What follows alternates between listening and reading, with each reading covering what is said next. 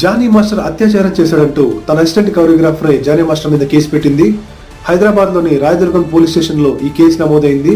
కానీ బాధితురాలు లిఖితపూర్వకంగానే ఈ కేసు నమోదు చేసినట్టు తెలుస్తోంది. తన స్టేట్మెంట్ రికార్డ్ చేయడానికి స్టేషన్ కు పిలిస్తే తను అవుట్ ఆఫ్ స్టేషన్ లో ఉన్నానని, ఇప్పట్లో రాలేనని బదిలించినట్టు సమాచారం అందుతోంది.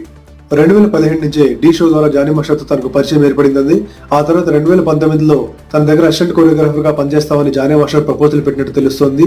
ఆ ప్రపోజల్ కి యాక్సెప్ట్ చేసి తన దగ్గర అసిస్టెంట్ కొరియోగ్రాఫర్ గా పనిచేసినట్టు తెలుస్తోంది. ఆ తర్వాత 2020లో ఒకసారి ముంబైలోని ఒక హోటల్ గదిలో తన మీద లైంగికంగా దాడి చేశాడని తన ఫిర్యాదులో పేర్కొంది.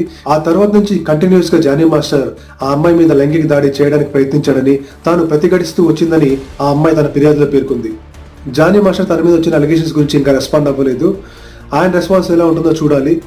ఏది వాస్తవం ఏది అవాస్తవం అనేది ఆయన మాటలు కూడా మనం వినాలి.